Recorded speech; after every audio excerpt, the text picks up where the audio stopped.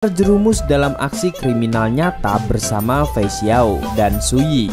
Daripada kelamaan, yuk Markiton, mari kita menonton. Di awal film kita melihat seorang cowok cupu sedang bermain game VR. Cowok itu bernama Li Haoming, yang mana adalah seorang jomblo akut dan gamer pengangguran. Meski kerjaannya hanya bermain game dan sesekali membantu orang-orang menangkap wajah penjahat lewat CCTV jalan, tapi ia tetap menikmati kehidupannya tanpa merasa bosan. Berbeda dengan Li Haoming, seorang hacker ganteng bernama Fei Xiao memilih tawaran menggiurkan untuk mendapatkan uang sebanyak-banyaknya lewat kemampuan hackernya. Terlihat di sebuah pusat kasino, bos dari perusahaan itu sedang menghubungi para penjudi virtual untuk menaikkan pajak.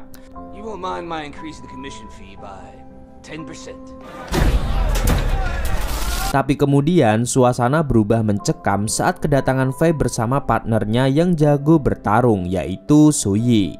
Tanpa ragu-ragu Su Yi menyerang para penjaga di sana. Sedangkan Fei dengan tenang mulai meretas sistem yang berakhir dengan pencucian uang dari bisnis kasino itu. Sehingga orang-orang yang terhubung dalam kasino online pun kehilangan uangnya. Get away from me! Setelah berhasil meretas bisnis kasino, Fei dan Su Yi pergi ke Malaysia untuk menemui bos mereka, yaitu Takeshi Mori. Pria asal Jepang itu adalah pebisnis besar di Asia, namun mempunyai kegemaran melukis topeng seperti yang terlihat saat ini. Di pertemuan itu, Fei pun mengabarkan sudah berhasil menuntaskan misinya. Tapi alih-alih bisa menikmati waktu bersantai, Mori malah memberinya tugas berat untuk meretas sistem Oasis, sebuah program terkenal di Malaysia yang mempunyai keamanan nomor 1. Hal ini tentu dirasa berat oleh Fei, sehingga ia membutuhkan seseorang lagi untuk membantunya menyelesaikan misi ini. Meski awalnya ingin menolak, tapi pekerjaan semacam ini susah untuk dilewatkan, apalagi karena bayarannya yang besar, sebesar TT Tsunade.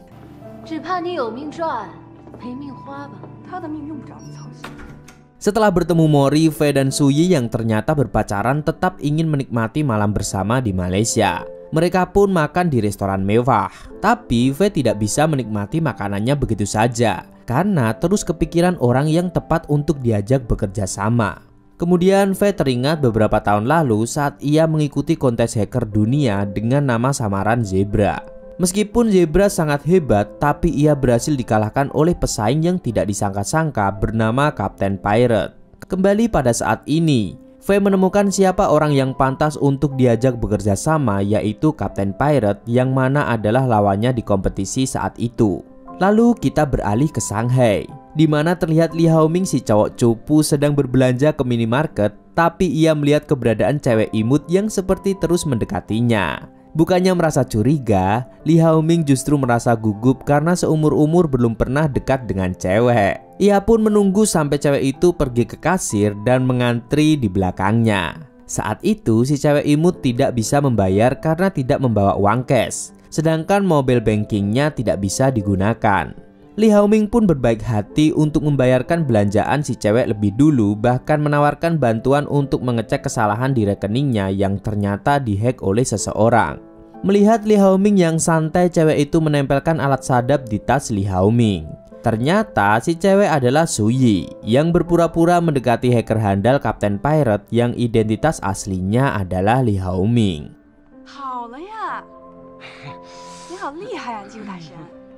Malam harinya, Su Yi dengan pakaian seksi membahana dengan langkah menggoda mendekati Fei yang fokus menonton pemberitaan tentang program Oasis. Tidak hanya itu saja, ia juga terlihat memeriksa penyadap yang ditempelkan di tas Li Haoming yang menampilkan Li Haoming wibu dan jomblo akut yang sedang kepedean setelah didekati cewek. Karena tidak suka dicueki oleh pacarnya, Su Yi pun mengambil inisiatif untuk menggoda Fei, tapi kemudian Fei malah memberinya cincin yang membuatnya sempat tersipu sebelum akhirnya Fei mengatakan cincin itu bisa membantu mereka dalam misi. Su Yi yang merasa kesal terlihat seolah-olah membuang cincin itu ke kolam renang yang sebenarnya masih dipegangnya. Dan Fei pun yang panik langsung mencebur untuk mengambil cincin itu, lalu kesal saat menyadari ia ditipu oleh Su Yi dan mereka malah berujung mantap-mantap. Keesokan harinya, Li Haoming tampak sedang mengunjungi acara cosplay Jepangan. Ada Naruto, Sasuke, Luffy, Zoro, dan juga Rias Gremory. Tapi kemudian ia dicegat oleh satu maskot berkostum yang membawanya ke toilet. Maskot itu rupanya adalah seorang polisi Shanghai bernama Cho yang mengetahui identitas Li Haoming di dunia maya, yang mana adalah seorang hacker handal. Ia mengajak Li Haoming untuk bergabung dengan kepolisian menangkap penjahat dari dunia hacker yang ternyata adalah Zebra. Awalnya Li Haoming tidak mengingat siapa itu Zebra, sampai akhirnya teringat saat kontes hack dunia. Ada yang membuatnya kewalahan dan susah dikalahkan, dan orang itu adalah Zebra. Pak Cho pun memberitahu mengapa mereka mengincar Zebra yang sudah melakukan banyak aksi-aksi kejahatan dan meminta bantuan Li Haoming untuk berpura-pura menjadi partner Zebra atau Fei. Pak Cho juga mengatakan jika saat ini Zebra pasti mengincar Li Haoming untuk membantunya di misi selanjutnya.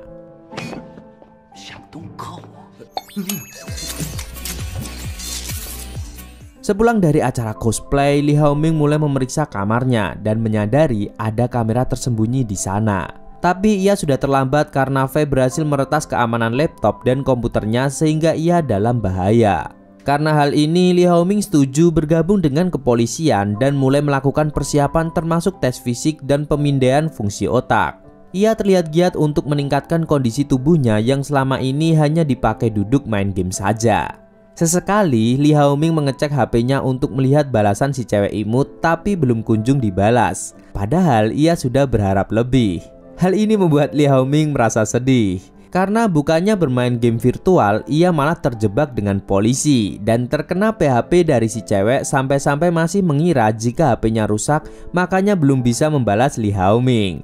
Duh, sungguh ngenesnya nasib jomblo satu ini. Esok harinya saat Li Haoming sedang berolahraga, Pak Cho memberitahu identitas orang-orang yang harus ia hadapi. Termasuk Suyi yang identitasnya tidak jelas dan merupakan imigran gelap, lalu malah berakhir menjadi pasangan dari Fei. Setelah melewati persiapan fisik, Li Haoming melakukan tes otak dan ia terlempar pada kondisi saat akhirnya cewek imut itu mengajaknya untuk bertemu di sebuah hotel. Ia pun mendatangi hotel itu dan menemukan si cewek sudah berada di sana bersama Zebra alias Fei. Di sana Li Haoming langsung disodori laptop dan diperintahkan untuk meretas program dalam waktu kurang dari 1 menit. Bahkan Suyi tidak segan-segan untuk menodongkan pistol di kepala Li Haoming yang sekarang buru-buru melakukan perintah itu. Tapi untungnya saja Li Haoming berhasil dan mereka pun bekerja sama. Setelah itu, mereka pun meretas Paipi yang mempunyai pencegah hacker terbaik. Melihat sistem keamanan bisa diretas melalui pemindaian sidik jari dan wajah, mereka mulai membuat rencana. Suyi yang menyamar menjadi penjual kue melancarkan misinya dengan memberikan kue yang sebenarnya terdapat kamera tersembunyi. Dari sana, mereka berhasil mendapatkan sidik jari dan kamera itu berhasil mendeteksi wajah.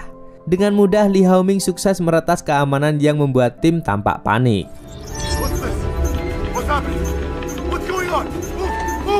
Setelah berhasil meretas, Fei meminta uang tebusan dari Paipi jika ingin pulih kembali. Dan malamnya mereka bertiga merayakan kesuksesan misi dengan minum Amer bersama, ya kan? Tapi tiba-tiba saja Fei berubah sikap dan menembak Li Haoming. Hal ini membuat Li Haoming merasa sangat terkejut dan terbangun dari pengujian kinerja otaknya. Ternyata itu semua adalah pengujian mimpi yang merupakan bagian dari program kejiwaan. Setelah semua proses selesai, Pak Cho menyerahkan satu alat yang sudah dimodifikasi ke Bluetooth portable untuk berkomunikasi antara keduanya. Meski sudah menjalani serangkaian persiapan, tapi jiwa pengecut Li Haoming masih ragu-ragu untuk menjalankan misi ini. Saat ia merasa ragu di kamarnya, tiba-tiba saja Suyi menyelinap masuk dan memukul kepalanya sampai pingsan. Dan Li Haoming pun terbangun saat ia sudah berada di mobil dalam perjalanan ke Malaysia. Ia masih tidak mengerti apa-apa, tapi meski pada akhirnya menurut pada Fei dan Suyi yang baru pertama ia temui. Terlihat Li Haoming harus memodifikasi penampilannya mirip dengan identitas yang diberikan oleh Fei. Ia juga dipaksa untuk menyerahkan HP-nya begitu saja.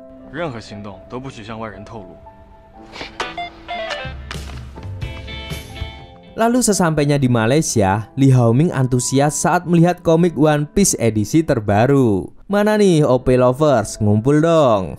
Kemudian ia pun bergegas masuk ke toko, padahal sebenarnya ia sedang mencuri kesempatan untuk menghubungi kepolisian Shanghai untuk mengabari keberadaannya. Tidak kehabisan akal, Lee Hao-ming mencuri HP anak-anak. Setelah dari toko buku tadi, Lee Hao-ming bersama dua partner barunya masuk ruangan usang yang akan dijadikan markas mereka.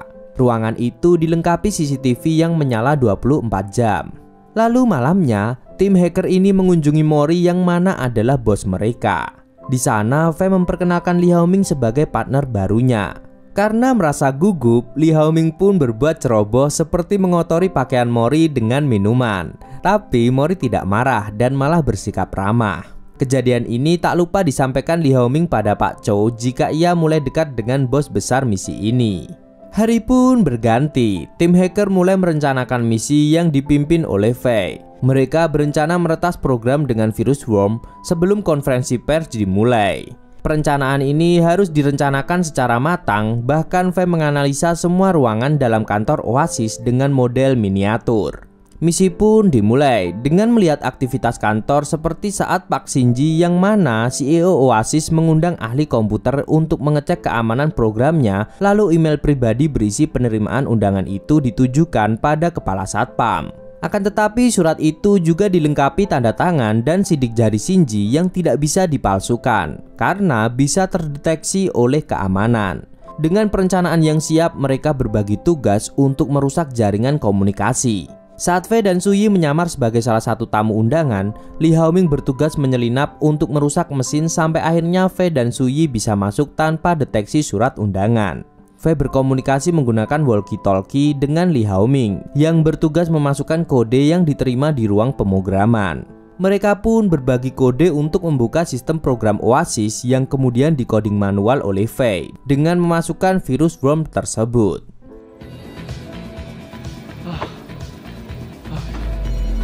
Lalu tibalah konferensi pers saat Pak Shinji tampil memperkenalkan Oasis sebagai program terdepan dengan keamanan terpercaya yang bisa digunakan dalam kehidupan sehari-hari seperti navigasi, transportasi, sampai sistem komunikasi. Tapi tiba-tiba saja mereka baru menyadari jika sistem mereka diretas dan kehilangan semua datanya. Begitu mengetahui hal ini, Pak Shinji langsung memarahi dua pegawainya karena tidak sigap dalam mengamankan Oasis dan menyuruh mereka buru-buru memperbaiki. Lalu di tengah rasa frustasi yang melanda Shinji, Faye datang dan memberitahu jika sistem Oasis sudah terinfeksi virus sehingga ia meminta Shinji untuk menjual Oasis saja pada bosnya, yang mana adalah Mori. Ia pun menekan Shinji untuk mengambil tawaran itu dan mengatakan di atas panggung jika Oasis kini bekerja sama atau dalam tahap alih proyek bersama Mori.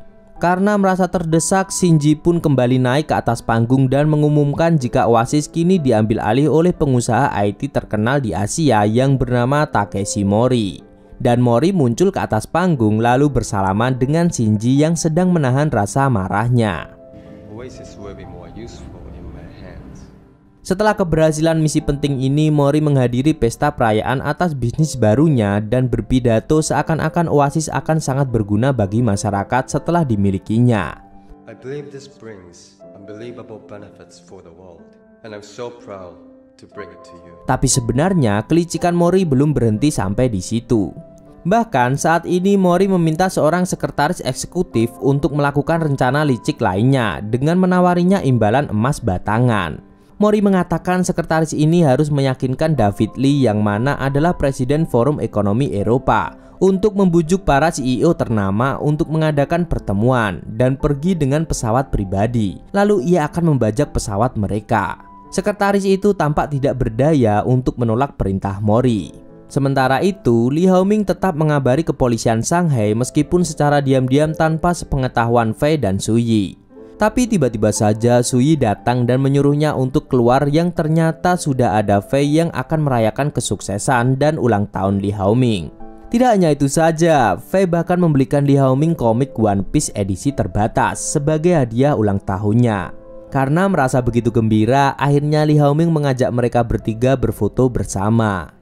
Akan tetapi kebahagiaan itu terganggu saat ada berita tentang kematian Pak Shinji yang mendadak setelah mengumumkan menjual Oasis pada Mori. Hal ini membuat Faye terdiam cukup lama memikirkan kematian mendadak itu.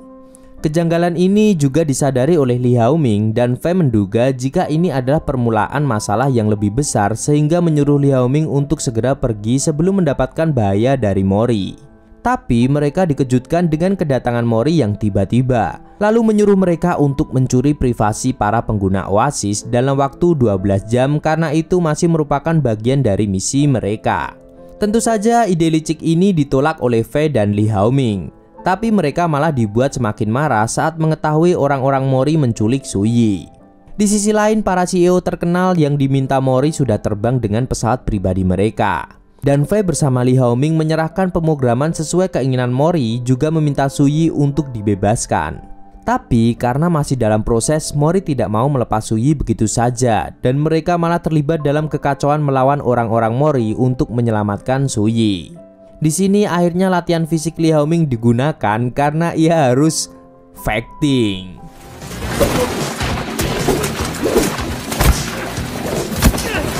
Di saat Fei dan Suyi mulai dalam bahaya, Lee Haoming menepi untuk mencari jalan keluar melalui HP-nya.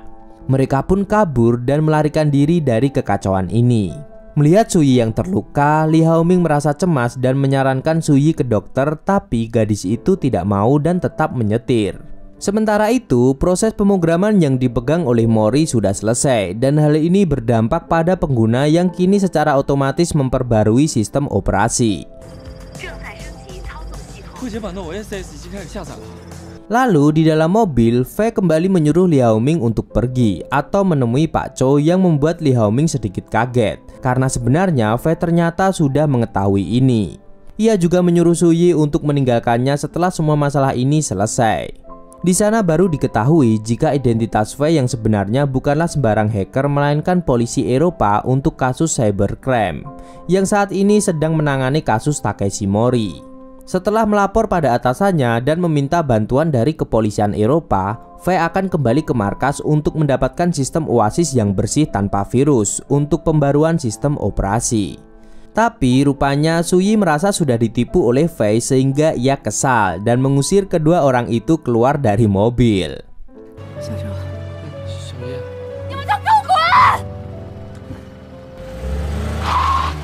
Kembali pada Mori yang sekarang mengendalikan 4 CEO yang menaiki pesawat pribadi. Ia mengatur supaya CEO ini ditahan saat pesawat sudah mendarat. Hal ini membuat CEO tadi tidak bisa mengunjungi pertemuan dan ia mempunyai kesempatan untuk mengambil keuntungan.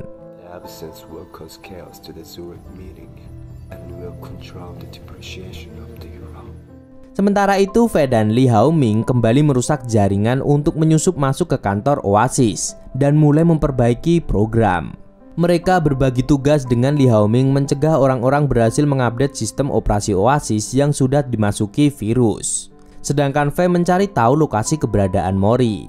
Dengan kerjasama dua hacker andalan ini, mereka pun berhasil menuntaskan tugas itu. Fei segera memanggil agen lokal untuk mendatangi lokasi Mori. Akan tetapi, Mori cukup lihai dan membajak pesawat dengan menghapus rekaman penerbangan sampai jalur penerbangan. Rupanya, Mori mengendalikan unit kontrol yang asli sehingga susah untuk dideteksi.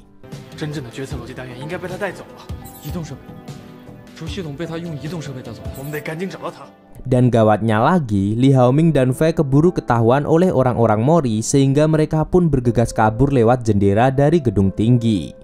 Untungnya saja di saat yang dibutuhkan, Suyi muncul untuk membantu mereka meskipun ia masih cuek dan tidak mau bicara.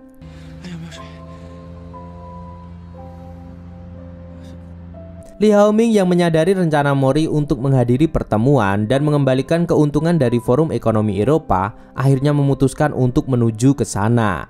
Tapi sepanjang perjalanan mereka dikejar oleh orang-orang Mori yang tidak segan menembak mobil. Sampai terjadilah kejar-kejaran super heboh di jalanan. Namun karena kehebatan menyetir Suyi, mereka bisa lolos dan membuat orang Mori tidak bisa mengejar mereka. Setelah lolos dari kejaran, mobil Suyi bergegas mengejar Mori yang langsung ngebut dan membuat kekacauan di jalan.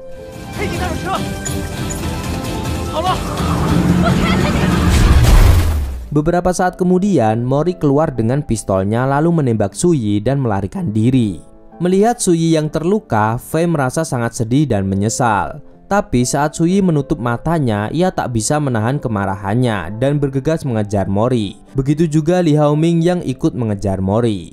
Pengejaran itu sampai membuat mereka menempel dan menggantung di kereta yang berjalan. Sedangkan Mori yang menguasai transportasi melajukan kereta secara cepat dan lambat sesuai keinginannya untuk membuat dua orang itu celaka.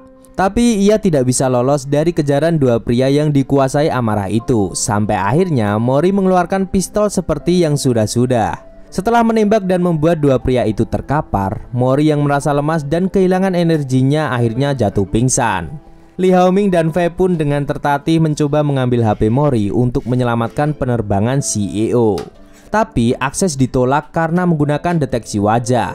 Tiba-tiba saja Lee Hao-ming mempunyai ide untuk memasang topeng di wajah Mori. Dan cara ini berhasil membuka kunci HP Mori. Dan keberhasilan itu bisa memulihkan keadaan dari kontrol licik Mori. I found it.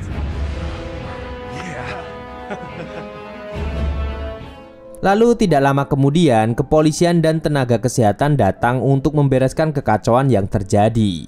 Setelah kejadian itu, Takeshi Mori ditembak mati oleh polisi setelah melakukan pembajakan pesawat dan menjadi dalang di balik kesalahan teknis pada Oasis yang membuat kemacetan total serta kekacauan di sana.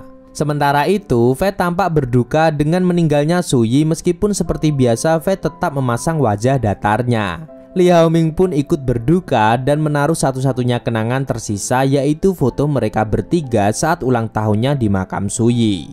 Pak Camat makan tomat dan film pun tamat.